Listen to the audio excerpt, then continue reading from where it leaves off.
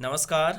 इस वीडियो में हम समझेंगे कि माध्यमिक शिक्षा बोर्ड राजस्थान की ओर से जो निर्देश जारी किए गए हैं, जिसके तहत प्रत्येक शिक्षा सत्र के पश्चात बोर्ड परीक्षाओं के शतरांक ऑनलाइन प्रविष्ट करने होते हैं और इसकी प्रक्रिया है वो ऑनलाइन आवेदन इसके लिए शुरू हो चुके हैं।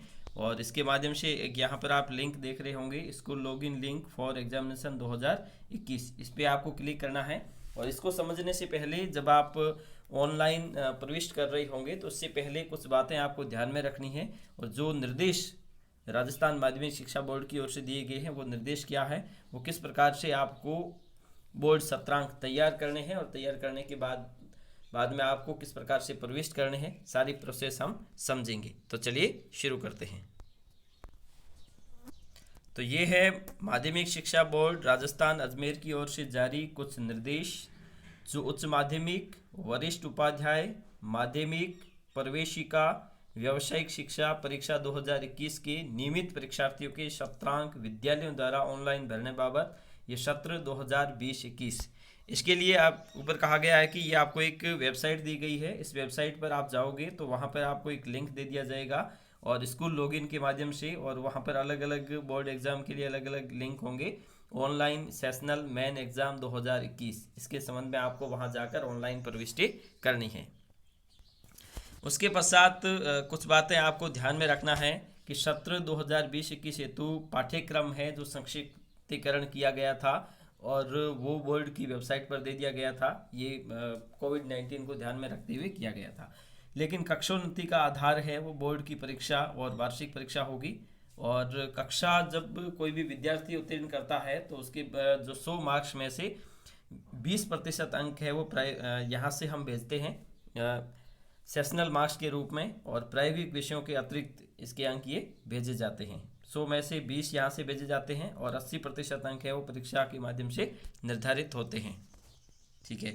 उसके बाद में जो बोर्ड परीक्षा के जो सेशनल मार्क्स है वो आप किस प्रकार से तय करोगे।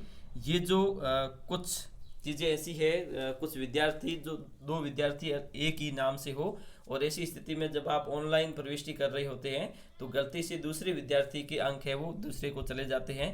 इस स्थिति को ध्यान में रखते हुए निर्देश दिए गए हैं कि 2 शिक्षकों द्वारा इसकी जांच करवाई जाए, उसके बाद में ही ऑनलाइन सत्रांक भरे जाए। उसके बाद में ऑनलाइन सत्रांक आप जो भर रहे हैं उसकी एक अप्रूव्ड प्रिंट जो निकालोगे वो आप प्रधानाचार्य अपने यहाँ पर सुरक्षित रखेंगे। बोर्ड को बिल्कुल भी इसे नहीं भिजवानी, क्योंकि सारा कार्य है वो ऑनलाइन ही करना है। और किसी भी अवस्था में ऑनलाइन अंक सूची में किसी नामांक के लिए कोई भी कॉलम रिक्त नहीं छोड़ना है। यदि छात्र ने किसी विषय विशेष या तृतीय भाषा में स्व अध्ययन किया है तो उस विषय के कॉलम में ऑनलाइन भरते समय नॉट एप्लीकेबल लिखा जाएगा। ठीक है, तो ये चीज़ आपको बिल्कुल ध्यान रखनी है। और उसके बाद में कुछ चीज़ें यहाँ पर आपको देखना है कि ये जो श्रेणी ये है, कक्षा 12 में समाज सेवा योजना, आज़ादी के बाद का स्वर्णिम भारत भाग 2, भारत का इतिहास, राजस्थान का इतिहास और संस्कृति, शारीरिक और स्वास्थ्य शिक्षा, कला शिक्षा के अंक और ग्रेड प्रविष्ट नहीं करने हैं। एक चीज़ ध्यान रखनी है, नियमित छात्र के रूप में गत वर्षों में प्रविष्ट होकर अनुत्तीर्ण रहे या श्रेणी सुधार हेतु पुनः प्रविष्ट हो रहे हैं छात्र, यदि पुनः नियमित छात्र के रूप में प्रविष्ट हो रहे हैं तो कृपया उनके शतरांक भी उपयुक्त योजना अनुसार भेजे हैं। ठीक है। उसके बाद में ये शतरांक कब तक आपको भेजने हैं और उसके बाद में लेट फीस तक आप कैसे भेज सकते हैं। जब ये शुरू हो रहे हैं तो उसके प्रथम 30 दिवस तक आप पोर्टल पर ऑनलाइन कर सकते हैं इसको, और विलम्ब शुल्क यहाँ पर बिल्कुल भी अनुमति नहीं है, यहाँ पर बिल्कुल नहीं है। लेकिन अंतिम तिथि चले जाने के बाद में अगले 7 दिन तक ये भी ऑनलाइन प्रविष्टि होंगे।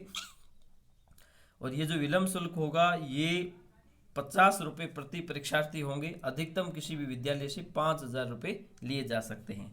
तो 7 दिन निकलने के बाद में अगर आप भरना चाहते हैं तो ये 100 रुपये हो जाएंगे, अधिकतम 10,000 रुपये होंगे। और उसके बाद की तिथि अगर निकल जाती है तो ऐसी स्थिति में कार्यालय में व्यक्ति सह शासित शुल्क जमा करवाना होगा। प्रति परीक्षार्थी 150 रुपये लगेंगे, अधिकतम 15,000 रुपये लिए जा सकते हैं। कुछ बातें, अगर आपने एक बार कोई चीज़ लॉक करने से पूर्व विद्यालय एक बार संशोधन विद्यालय के स्तर पर किया जा सकता है। उसके पश्चात अगर आप संशोधन करना चाहते हैं तो ऊपर जो ये कॉलम दिए गए हैं 3, 4, 5, इसके अनुसार ही आप कर सकते हैं। तो ये चीज़ आपको बिल्कुल ध्यान में रखनी 2, 3, 4 में। प्रथम बार सत्रांक दर्ज करने के बाद किसी एक विषय संपूर्ण विषय ग्रेडिंग में संशोधन किए जाने पर प्रति परीक्षार्थी कॉलम 4 में अंकित शुल्क लिया जाएगा। ये चीज़ भी आपको ध्यान में रखनी है। यहाँ पे एक चीज़ आपको बताई गई है कि उच्च माध्यमिक परीक्षाओं के जो आप सत्रांक योजना बना रहे हो उसके संबंध में कि बोर्ड परीक्षा में प्रत्येक विषय की सैद्धांतिक परीक्षा हेतु निर्धारित पूर्णांकों के 20% अंक सत्रांक हेतु निर्धारित है, जैसे ठीक है। और उसके बाद में यहाँ पर कुछ चीज़ें आपको दी गई है। समाज सेवा के जो आप अंक भेजोगे वो ग्रेडिंग में होंगे और ग्रेडिंग इस प्रकार से निर्धारित होती है। और इसके अलावा आप देख रहे होंगे ये जो वाणिज्यिक वर्ग के लिए है। उसके बाद में माध्यमिक परीक्षा के शतरांक के संबंध में कुछ बातें कही गई है। और ये यहाँ पर विषय न्यूनतम अंक है वो 33% होना अनिवार्य है। अगर वो नहीं होता है तो दोबारा से आप उनकी परीक्षा लोगे और परीक्षा लेने के बाद में अंक भिजवाओगे इसके। और ये अंक तालिकाएँ अलग अलग विषयों की दी गई है माध्यमिक परीक्षा के लिए, और ये प्रवेशिका के लिए और समाज सेवा के लिए ये यहाँ पर आप देख रहे होंगे ग्रेडिंग है। और ये व्यावसायिक शिक्षा के लिए अलग अलग अंक दिए गए हैं, पूर्णांक।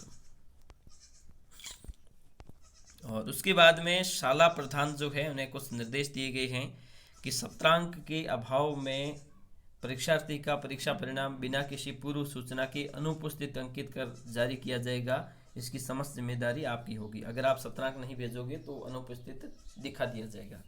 सत्रांकों में यदि कोई त्रुटि बाद में पाई गई तो शाला प्रधान इस हेतु व्यक्ति से उत्तरदायी होंगे। इस हेतु उचित होगा कि आप सभी विषय अध्यापकों को एक साथ प्रशिक्षण देकर सादे कागज पर सत्रांक तैयार करवाएं ताकि उनमें किसी प्रकार की त्रुटि नहीं हो। आप द्वारा ऑनलाइन सत्रांक भरने के उपरांत उनमें रही त्रुटि में सुधार हेतु प्रक्रिया बिंदु 09 निर्धारित है। इसके उपरांत भी संशोधन हेतु सूचना प्राप्त हुई तो इसे गंभीरता से लिया जाएगा। ठीक है। उसके बाद में परीक्षा परिणाम घोषित होने के उपरांत सत्रांक और ग्रेडिंग में किसी प्रकार की त्रुटि दृष्टि में आए तो परीक्षार्थी के हित में सत्रांक और ग्रेडिंग में संशोधन कर वांछित दस्तावेज प्रस्तुत करने नियमानुसार। अगर उसके बाद में परीक्षा परिणाम जारी होने के पश्चात भी अगर आता है तो ऐसी स्थिति में अगर आप होते हैं तो यहाँ पर आपको परीक्षार्थी के अनुसार शुल्क जमा करवाना पड़ेगा और संशोधन करवा सकेंगे। अभिलेख जो होंगे वो आगामी शैक्षिक सत्र में आयोजित बोर्ड की मुख्य परीक्षा तक विद्यालय द्वारा सुरक्षित रखा जाएगा। सत्रांकों से संबंधित जो अभिलेख होंगे अगली परीक्षा बोर्ड परीक्षा आयोजित होगी उस तक आपको वहां पर सुरक्षित रखा जाना अनिवार्य है। उसके बाद में बोर्ड की सभी परीक्षाओं के ऑनलाइन भरे गए सत्रांकों की हार्ड कॉपी बोर्ड को नहीं भिजवानी है। इसे शाला प्रधान विद्यालय रिकॉर्ड पर सुरक्षित रखें और बोर्ड को आवश्यक होने पर मंगवाई जा सकती है। तो इस प्रकार से आप देख सकते हैं ये बातें आपको विशेष ध्यान रखनी है। उसके पश्चात आपको ऑनलाइन ही भरने हैं, उसकी हम अलग से प्रक्रिया बता देंगे। धन्यवाद।